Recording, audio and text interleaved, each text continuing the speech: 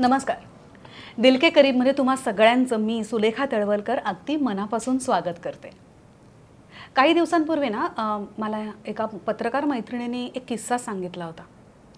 तो म्हणजे ती एका रेस्टॉरंटमध्ये गेली होती आणि तिथे एक तृतीयपंथी व्यक्ती वेटर म्हणून काम करत होती आणि तिला खूप आनंद झाला. तिने त्याची मुलाखत घेतली, त्या रेस्टॉरंट ओनरची सुद्धा मुलाखत घेतली. काही दिवसानंतर ती परत त्या रेस्टॉरंटमध्ये जेव्हा गेली तेव्हा ती व्यक्ती तिथे वेटर म्हणून काम करत नव्हती, किचनमध्ये काम करत होती. म्हणजे ग्राहकांच्या समोर नाही तर आत किचनमध्ये. तिने हे असं का केलं गेलं विचारलं तेव्हा त्यांनी सांगितलं की बिझनेस आमचा कमी झाला आणि ग्राहकांच्या संपर्कात ही किन्नर व्यक्ती आली म्हणून त्यांना खूप त्रास झाला. पण म्हणजे हा किती दुर्दैवी अनुभव आहे ना. असेच अनेक दुर्दैवी अनुभव कदाचित आपल्या या मैत्रिणीला म्हणजे गंगाला सुद्धा आले असतीलच. तर त्याच्याबद्दल आपण नक्कीच जाणून घेऊया आणि सगळ्यात आधी गंगाचं स्वागत करूया दिल के करीबमध्ये. गंगा, दिल के करीबमध्ये तुझं अगदी मनापासून स्वागत आहे. थँक्यू सो मच ताई. तर आपली इंटरव्ह्यू स्टार्ट करायच्या अगोदरच मी तुला ही गोष्ट सांगते की माझी मराठी खूप कच्ची आहे because I belong from Konkani family. बरोबर. तर तेव्हापासून ती मराठी आमची अशीच आहे. तर प्लीज थोडं समजून घे. अगं नाही, मी तर काय, आपले सगळे प्रेक्षक सुद्धा सगळं काही समजून घेतात कारण ते सगळे दिल के करीब आहेत. Yes, so please. गंगा, आमच्याकडून एक छोटीशी भेट. थँक्यू सो मच ताई.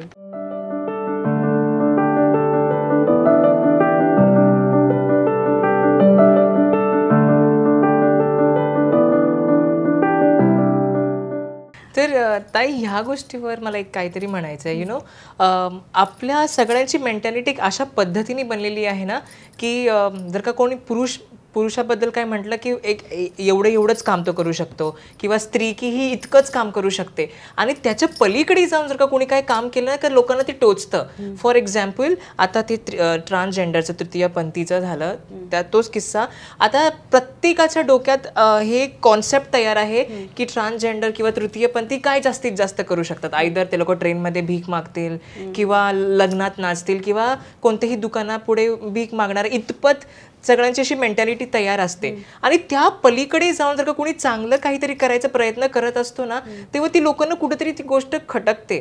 मे बी हीच गोष्ट त्या तिच्याबरोबर घडली असावी असं मला वाटतं.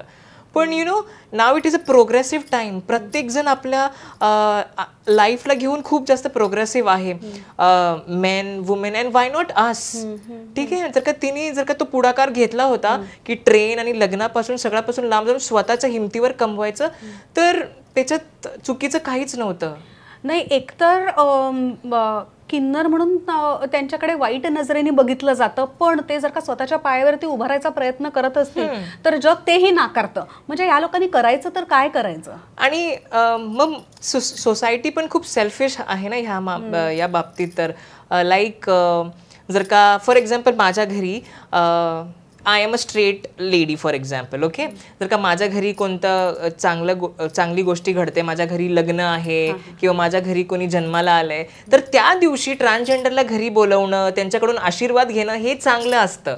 पण त्याच ट्रान्सजेंडरला आपण आपलंसं करणं किंवा ऍक्सेप्ट करणं किंवा चांगल्या नजरेने बघणं ते कुठेतरी लोकांना खटकतं. मग फार सेल्फिशनेस झाला ना की जेव्हा मला गरज लागते किंवा माझी गरज आहे तेव्हा मी त्या लोकांना मी ऍक्सेप्ट करेन आणि इतर दिवशी I don't care about it. असंच होते ना ते. जेव्हा तू निर्णय घेतलास गंगा होण्याचा आणि अजूनही तो निर्णय तू छान पार पडतेस, खूप सुंदर दिसतेस, तू खूप छान एलिगंट आणि ब्युटिफुल दिसतेस तू. सो हा निर्णय घ्यायला तुला खूप कठीण गेलं असेल ना. नक्कीच. हो. त्याबद्दलचे काही अनुभव तू सांगू शकशील. नक्कीच.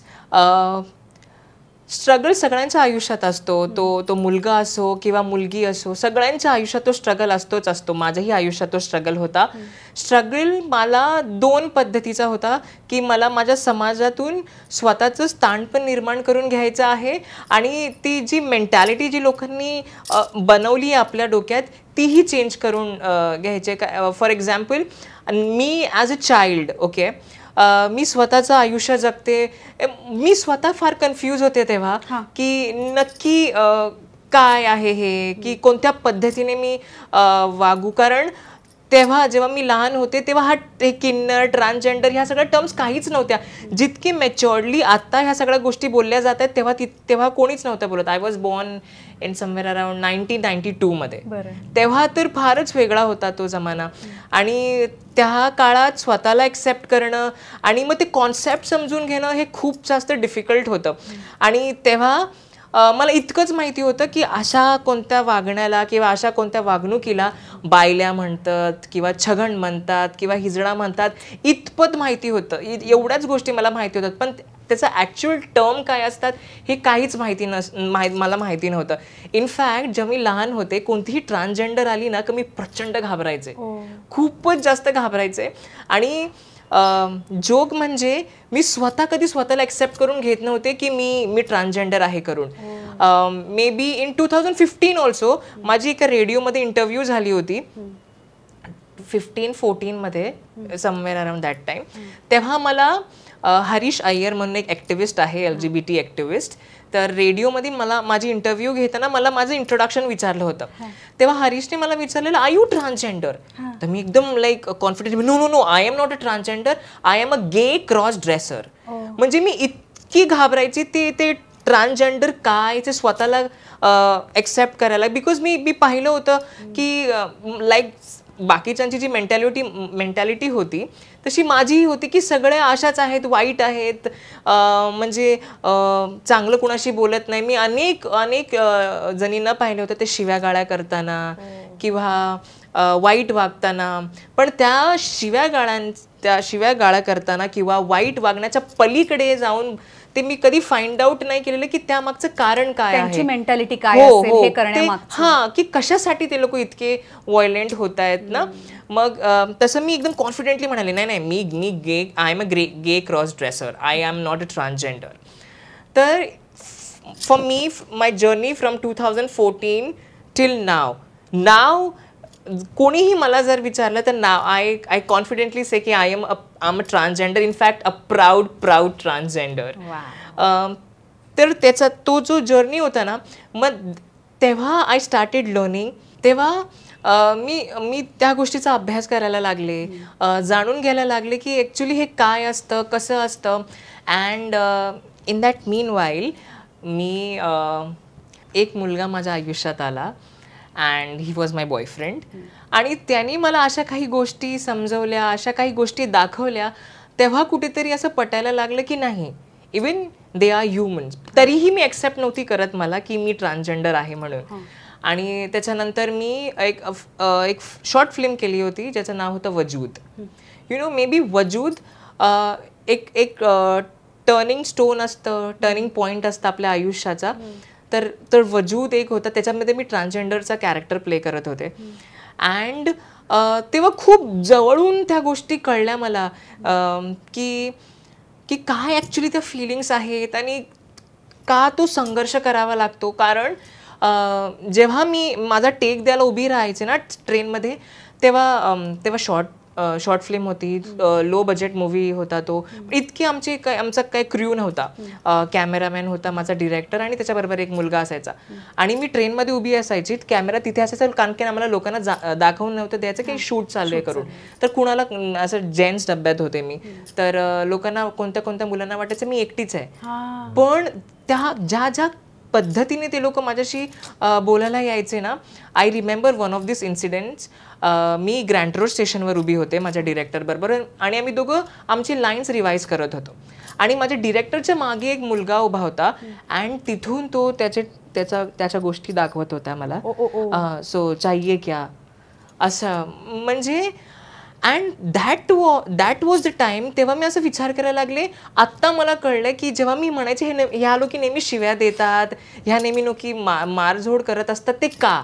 ते आत्ता मला तेव्हा कळालं. कारण तेव्हा ही गोष्ट मला कळाली ना, आता त्याच जागी जर का कोणती मुलगी उभी असती ना, तर त्या माणसाने ना 10 वेळा विचार केला असता की मी असं वागू का तिच्याबरोबर किंवा असं नको वागायला पाहिजे काही. पण जर का ट्रान्सजेंडर असली किंवा कोणती किन्नर तिथे उभी असली ना, तर लोक टेक इट फॉर ग्रांटेड करून टाकतात की नाही छोडना, कोण क्या बोलने वाला. मे बी त्या पद्धतीचे लॉज नाही आहेत आपल्याकडे, स्ट्रिक्टर लॉज नाही आहेत, ती मेंटॅलिटी नाही आहेत कुणाच्या डोक्यात की कोणत्या पद्धतीने त्यांच्याकडे वागायला पाहिजे. लाईक आय सेड, एक विशेष पद्धतीची मेंटॅलिटी सगळ्यांच्या डोक्यात तयार आहे की ट्रान्सजेंडर म्हटलं की लाईक फन एलिमेंट, गमतीशीर, ह्याच गोष्टीपर्यंत लिमिटेड असतं. हो, नाही. आणि कुठेतरी ना ह्या अगोदरचे पण जितके आपण टेलिव्हिजन्सवर मालिका पाहिल्या असतील किंवा सिनेमे पाहिले असतील, तेव्हा ट्रान्सजेंडरला फक्त एक फन एलिमेंटसाठी वापरलं जायचं. कुठे कॉमेडी सीन दाखवायचा आहे किंवा कोणाची मस्करी करायची आहे तर तिथे ट्रान्सजेंडर कॅरेक्टर उभं करतात. आणि even in the Nayak movie जेव्हा जॉनी लिव्हरला कोणी गुदगुदी करायचं तेव्हा तो म्हणायचा जा रे छक्के. तर तेव्हा खूप पण त्या शब्दाचं किती महत्व आहे आणि ते लोकांना किती हर्ट होतं हे लोकांना कळत नाही. आणि त्याच गोष्टीमुळे त्या लोकांची तशी मेंटॅलिटी होत राहिली अँड अजूनही तीच आहे. पण आणि खूप रिस्पॉन्सिबिलिटी आहे माझ्यावर. ती जी काही मेंटॅलिटी तयार झाली होती त्या सगळ्यांना ब्रेक करणं. आणि आय थिंक मी बऱ्यापैकी त्या स्टिरियोटाईप सगळ्या ब्रेक केल्या आहेत. बिकॉज मी झी युवाची फर्स्ट ट्रान्सजेंडर होस्ट होती as for the Yuva dancing queens. आता मी मालिकाही करते झी मराठीवर. तर ह्या अगोदर असं काहीच घडलं नव्हतं. मी अशी एक मीडियम आहे त्या अनेक लोकांसाठी जे आता पुढाकार घेत आहेत to enter in this world of transgender and trans community. तर मे बी मी त्या सगळ्यांसाठी एक इन्स्पिरेशन असेल की त्या ट्रेन आणि लग्नामध्ये नाचण्याच्या पलीकडे जाऊन आपण काहीतरी आपल्या हिमतीवर आणि आपल्या जोरावर काहीतरी करू. पण हे सगळं करताना तुला त्रास खूप झाला असेल ना ग? खरंच खूप मी तेच म्हणत होते ना, life is not easy. Struggle सगळ्यांनाच असतो. आमच्यासाठी स्ट्रगल म्हणजे यू आर म्हणजे जन्माला एक मुलगा येतो, ठीक आहे. मग तुझं अर्ध आयुष्य पूर्ण मुलासारखं असतं, ठीक आहे. ॲट सर्टन पॉईंट मग तेव्हा रिअलाइज होतं की आपल्याला आता हे आयुष्य जगायचं आहे. मग तेव्हा त्या गोष्टी ॲक्सेप्ट करणं आणि त्या गोष्टीतून जाणं. परत मग ती एक सर्टन बॉडी लँग्वेज तयार करावी लागते. यू कॅन बी असं उगाच ना साडी घातली म्हणून घातली साडीने चला रस्त्यावर. आधीच आपली लोक मस्करी उडवतात, अजून त्याच्यात ह्या सगळ्या गोष्टी करणं. तर त्या सगळ्या गोष्टीही फॉलो कराव्या लागतात. अँड जितकं मेंटली तितकंच physically. Mentally like I told you. आणि फिजिकल चॅलेंजेस पण खूप आहेत. ते हार्मोन्स म्हणा किंवा आपले हेअर ग्रोथसाठी अनेक अशा गोष्टी आहेत ज्याच्यासाठी खूप स्ट्रगल करावा लागतो. आणि this is what I am going through. पण खूप मजा आहे ह्या गोष्टीत. लाईक आय सेड, लाईफ म्हणजे किती सारी अप्स अँड डाऊन्स असतात ना, पण त्या सगळ्या गोष्टीतून पण खंबीरपणे उभं राहिलं ना, दॅट इज लाईफ. पण तू खूप ब्रेव आहे सगळं. सिच्युएशननी बनवलंय ब्रेव असं म्हणू शकते मी नक्कीच. पण या सगळ्याच्या मागे म्हणजे तुला घरातून पाठिंबा होता? नाही. आता जितकं आहे तेव्हा अजिबात नव्हतं. कारण तेव्हा लहान असताना मी जेव्हा बाहेर खेळायचे आणि तेव्हापासून म्हणजे आत्ता लगेच माझी फेमिनिटी अशी झाली असं काही नाही. तेव्हा जेव्हा मी लहान होते तेव्हा पण माझी एक विशेष पद्धतीची माझी बॉडी लँग्वेज होती टुवर्ड्स थोडी फेमिनिन साईड. जिथे बाकीची मुलं फुटबॉल खेळायचे, क्रिकेट खेळायचे, मी बाकीच्या मुलींबरोबर भांडीबात खेळायचे, त्यांच्याबरोबर ताई खेळायचे. हो, ते सगळं व्हायचं की आज मी नवरी बनणार, आज ती नवरी बनणार. हे सगळं माझं खेळणं असायचं. मग तेव्हा माझं चालणं किंवा माझं बोलणं आणि माझा तो टोन पहिल्यापासून तसाच होता. आणि मग तेव्हा घरातले खूप मारायचे जर का असं काही मी करताना आढळले तर खूप मारायचे. नाही, मुलांसारखं चाल किंवा मुलांसारखं वाग, बाकीची मुलं बघ कशी मैदानात खेळतात, तुला काय होतं, तू मुलींबरोबर कशाला तुला घरात बसायचं आहे. पण मला ते कधीच आतमधून फील नव्हतं होत की मी जाऊन क्रिकेट खेळावं किंवा मी फुटबॉल खेळावं. हे कधीच मला वाटलं नाही. पण आणि तेव्हा नवरी म्हटलं की मला एक वेगळंच काहीतरी वाटायचं की ना. जेव्हा कोणती नवरी आमच्या एरियात यायची, वरात वगैरे यायची ना, तर मी पूर्ण ऑब्झर्व करत बसायची, पूर्ण त्याच्या शालूपर्यंत, त्या हिरव्या बांगड्या. या हिरव्या बांगड्या दिस इज अन ऑब्सेशन. म्हणजे मला इतकं ते असं आवडायला लागलं ना तेव्हापासून. मग तिची मेहंदी. मग तेव्हा मी लहान असताना मी अशी ना चुकून माझ्या हातावर मेहंदी काढलेली. चुकून नाही म्हणताना, मलाच पाहिजे होती. तर मुद्दाम मी अशी मेहंदी काढली होती आणि ते काकाने माझ्या पाहिलं. तर मला अगदी लाडात मला बोलवलं, दाखव काय. ओ छान. आणि तोच हात तिने डायरेक्ट माझ्या तोंडावर असा फिरवला, सगळं मेहंदी माझ्या तोंडाला लावली. आणि असं खूप स्ट्रिक्ट होतं माझ्या घरात वागणं. बट जी डेस्टिनेशन असते त्या डेस्टिनेशनला कधीच कोणी चेंज करू शकत नाही. माझ्या डेस्टिनेशनमध्ये ह्या सगळ्या गोष्टी लिहिल्या होत्या आणि मी आता तिथे पोचली आहे. मजा येते. अजून खूप काही गाठायचं आहे खरंच. नाही, तू मगाशी म्हणालीस की तुझ्या आई वडिलांनी तुला मारलं होतं जेव्हा असे काही ट्रेट्स तू दाखवायला लागलीस.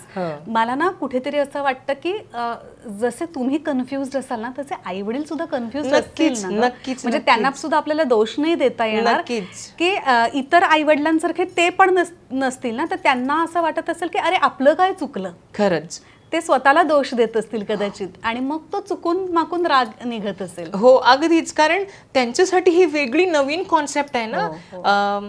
तर ह्या शोच्या माध्यमातून मी त्या सगळ्या मुलांना ही गोष्ट सांगू इच्छिते, जितकं तुमचं स्ट्रगल आहे तसं तुमच्या पेरेंट्सचं पण तितकं स्ट्रगल आहे. यु नो, बिकॉज तुम्हाला स्वतःला ॲक्सेप्ट करणं जितकं जड होतं आणि तितकं कन्फ्युजिंग होतं, त्यांच्यासाठीही तितकंच असणार आहे. बिकॉज त्यांचं ते वंश आहे. यु नो, तर त्यांच्यासाठी ह्या सगळ्या गोष्टी असं एकंदरीत सगळं बदलून जाते त्यांच्यासाठी. तर खूप डिफिकल्ट होतं त्यांच्यासाठी आयुष्य. तर मी रिक्वेस्ट करते, यु नो, जर का तुम्हाला खरंच फ्रूटफुल आयुष्य हवं आहे, सुखी आयुष्य हवं आहे, तुम्हाला वाटतं की तुमच्या पेरेंट्सनी तुम्हाला ॲक्सेप्ट केलं पाहिजे, तर I think you should give time. तुम्ही तुमच्या पेरेंट्सला थोडा टाईम दिला पाहिजे. त्यांना त्या गोष्टी समजू द्यात, त्यांना त्या सगळ्या गोष्टी जाणून घेऊ द्यात. ऑल ऑफ अ सडन हो एक्झॅक्टली जर का पचलं नाही तर सगळं बाहेर येणार आहे परत त्या गोष्टी. तर त्यांना त्या सगळ्या गोष्टी जाणून घेऊ द्यात. कारण होतं कसं, पहिल्यापासूनच आपल्या इंडियन सोसायटीमध्ये ट्रान्सजेंडर किंवा गे किंवा लेस्बियन ह्या सगळ्या गोष्टींवर फारच अंधार होता. यु नो, की नाही ह्या गोष्टी वाईट आहेत, ह्या गोष्टी आपल्या समाजाच्या नाहीत, हे फॉरेनवरून कुठून आलंय, हे असे हे तिथल्या गोष्टी आहेत. पण वी नो, आता आपल्याला माहिती आहेत काय त्या गोष्टी आहेत ते, तर त्यांनाही जाणून घेऊ द्यात.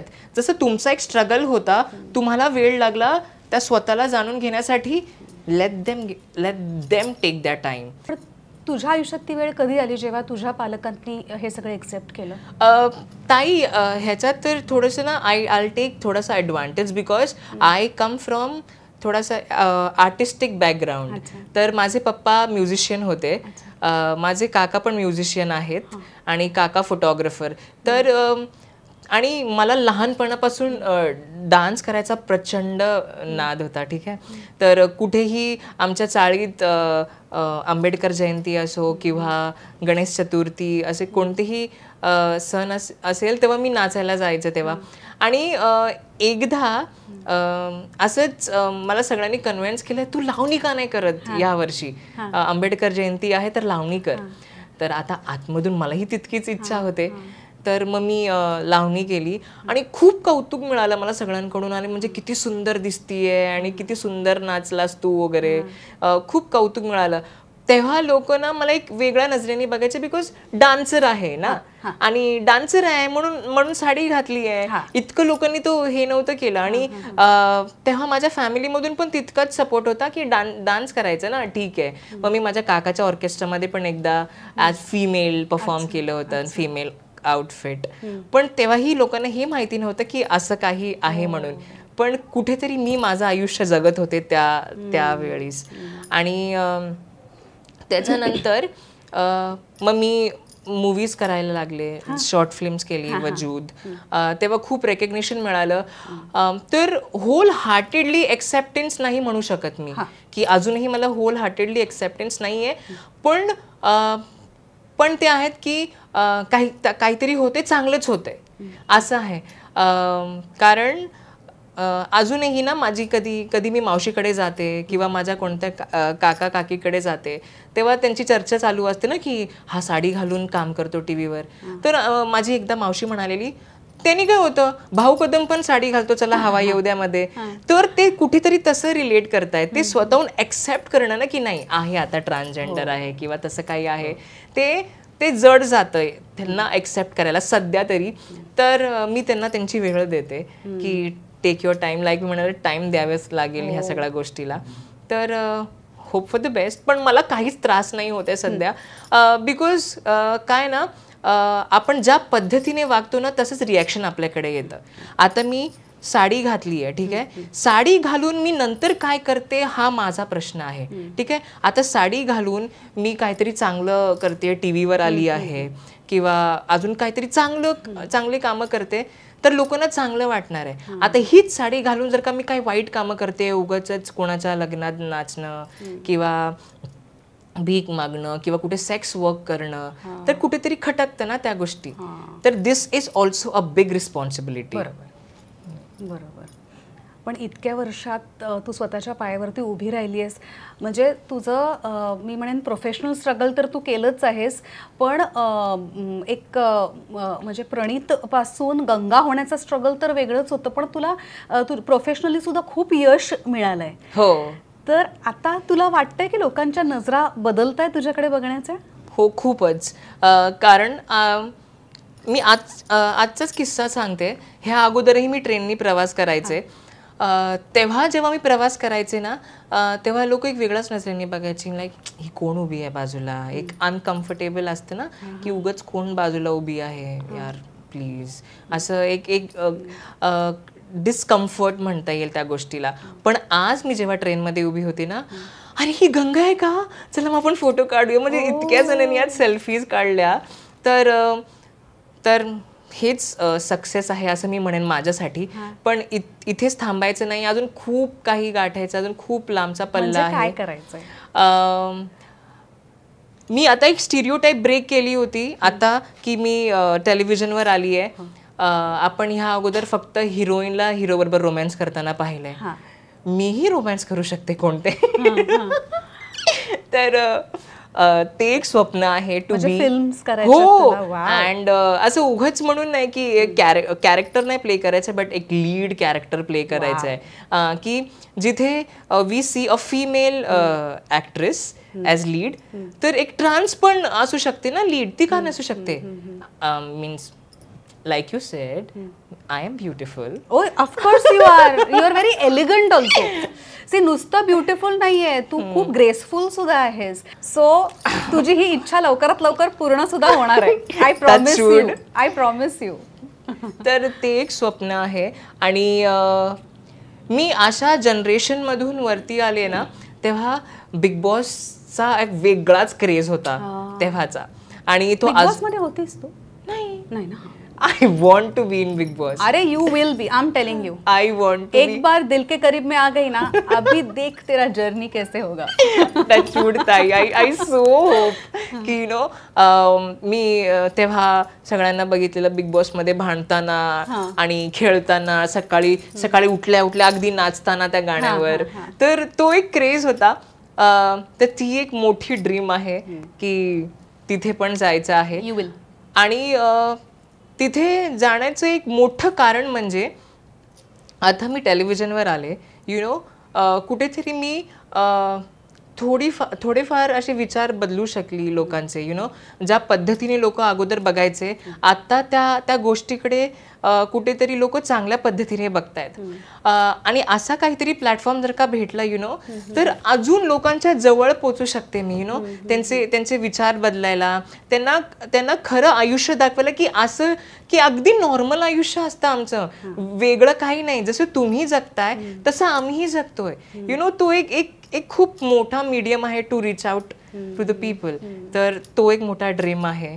आणि एक नॉर्मल इंडिव्हिज्युअल सारखं एक माझंही स्वप्न आहे की आपलं मोठं लक्झुरियस हाऊस असावं तथास्तु. आणि आपली गाडी असावी. बिकॉज मी अशा मिडल क्लास फॅमिलीमधून वरती आले. माझा स्ट्रगल होता, परत घरचा एक वेगळा स्ट्रगल होता, खूप अप्स अँड डाऊन्स फॅमिलीमधून पाहिले मी.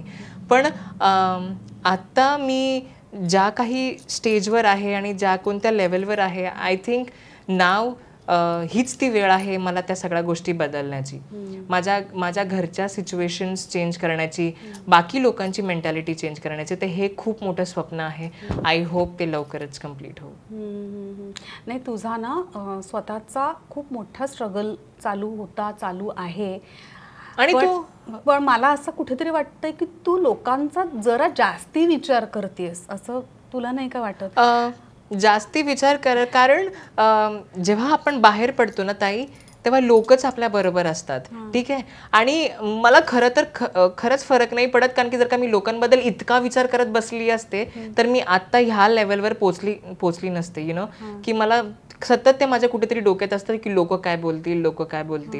लोकांनी सतत मला पहिल्यापासून हेच म्हणाले होते की अरे साडी घालतोय, तुझं फक्त वाट लागणार आहे, काही चांगलं नाही होणार आहे, तुझं साडी घालून कुणाचं भलं नाही होत. तर त्यांना मला हेच सांगायचं आहे, हीच साडी नेसून मी महाराष्ट्राची पहिली ट्रान्सजेंडर होस्ट झाली आहे इन मराठी टेलिव्हिजन इंडस्ट्री. वा वा. गंगा, तुझं शिक्षण कुठवर झालंय? मी 12th केलं आणि 12th नंतर मी डिप्लोमा केला इन डान्स टेरेन्स लुईस अकॅडमीमधून. आणि त्याच्यानंतर मी फिल्म मेकिंगचे कोर्स पण केले होते, पण त्याचं इतपत काही झालं नाही. आणि मला तेच तुला सांगायचं, we share a same college by the way. हा, तू रुयाची आहे? हो. रिअली? कुठल्या सालची? मी 2009 आणि 10 मध्ये माझं कॉलेज चालू झालं होतं. May be. खूप लहान आहेस. हो, पिल्लू आहेस खूपच. आणि तेव्हापासून मला म्हणजे अभ्यासात मन लागायचं, पण इतकं नाही, बिकॉज ह्या बाकी सगळ्या करिक्युलर ॲक्टिव्हिटीजमध्ये खूप इंटरेस्ट होता. डान्सिंग आणि ॲक्टिंग तेव्हापासूनच होतं. आणि म्हणून जास्त मी स्टडीजमध्ये काही जास्त केलं नाही. आणि मग ह्याच्यातच गुंतले मग नंतर. बरं, मला एक प्रश्न तुला विचारावासा वाटतोय, तू कम्फर्टेबल असशील तर? हो, नक्कीच.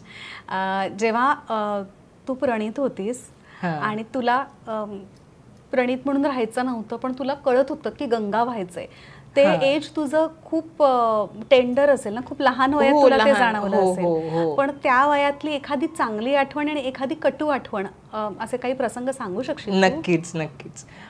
ते चांगली आठवण अशी की जेव्हा मी म्हणाले की मी भातुकलीचा खेळ खेळायचे माझ्या फ्रेंड्स बरोबर, तर तेव्हा त्या सगळ्यांचे केस मोठे असायचे, कारण की त्या मुली होत्या, त्यांचे केस मोठे असायचे. तर आता माझे केस छोटे, मलाही मोठे केस हवे, तर करायचे काय, तर मी आपला टॉवेल घ्यायचे, तो डोक्याला बांधायचे, imagining oh these are my long hair, आणि तेव्हा अशी वावरायचे. तर यु नो, तो एक छोटासा निरागसपणा असतो ना त्या गोष्टीत, त्याच्यात एक वेगळीच गंमत असते. तर अजूनही मी जेव्हा त्या गोष्टी आठवते ना, मी अशी बागडायचे, ते डोक्याला टॉवेल लावून कुठे कुठे फिरायचे.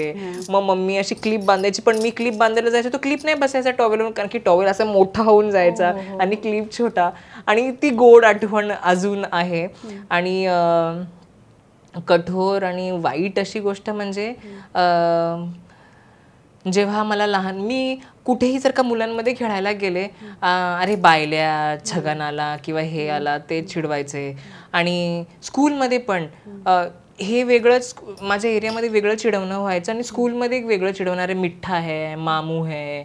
आणि तेव्हा स्कूलमध्ये एक रूल्स होता ना की बेंचेस चेंज होत राहायचे. जर का आज आपण फर्स्ट बेंचवर बसलोय तर उद्या लास्ट बेंचवर. जेव्हा मी लास्ट बेंचवर जायचे तेव्हा माझी वाईट अवस्था व्हायची.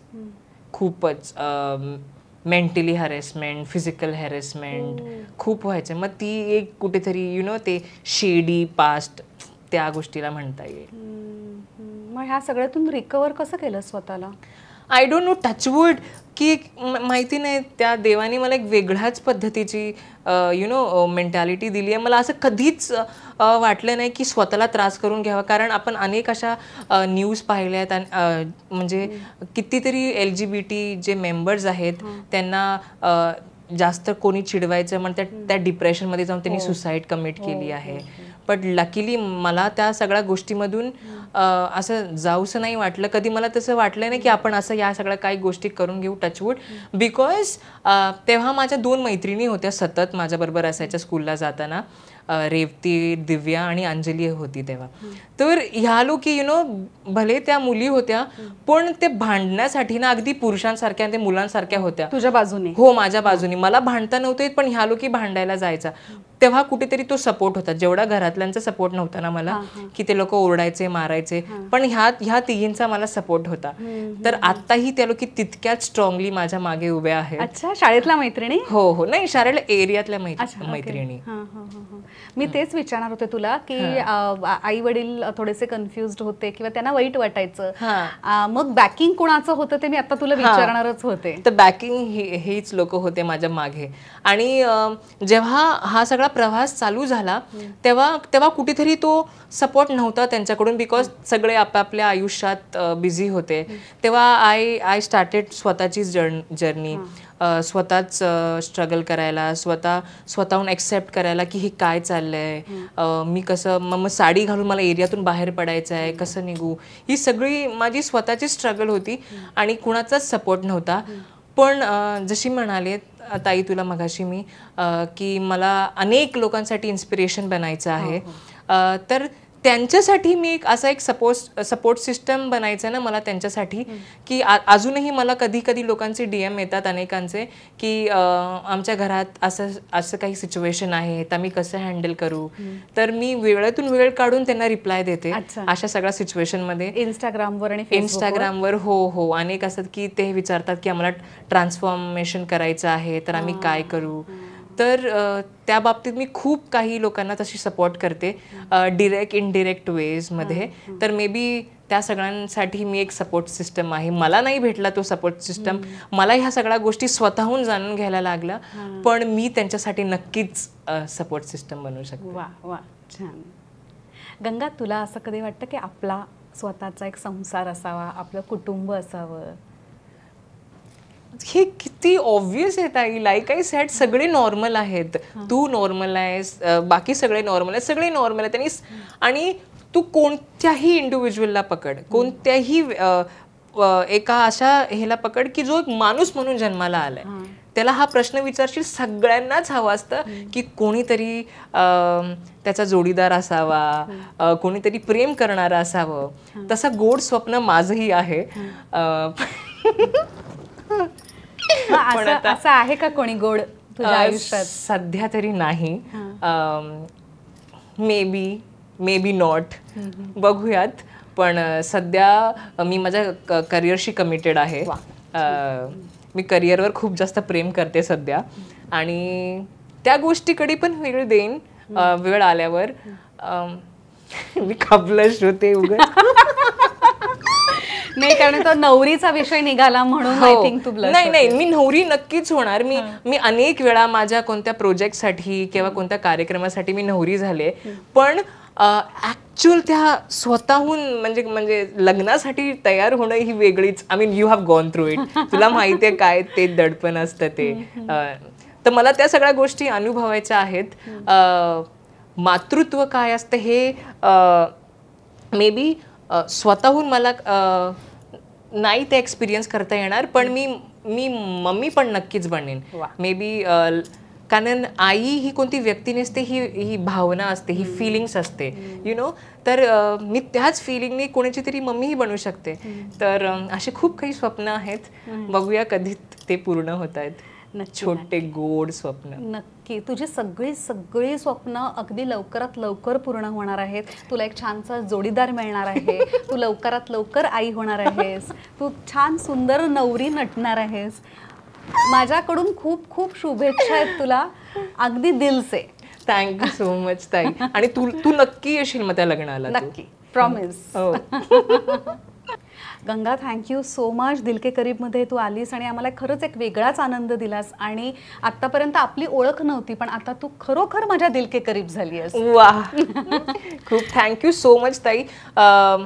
हेही सक्सेस म्हणता येईल, यु नो, की आता तुला कुठेतरी वाटलं टू इन्व्हाइट मी आणि तू माझ्याशी बोलायला किंवा माझ्याशी अशा गप्पा मारायला, आणि आता तुझ्या दिल के करीब अगदीच ह्याला, तर कुठेतरी मी चांगलंच काम केलंय म्हणजे. डेफिनेटली. आणि तुझ्या पुढच्या आयुष्यासाठी खूप खूप शुभेच्छा. Thank you so thank you so much. आणि तुम्ही सगळे पाहत राहा दिल के करीब.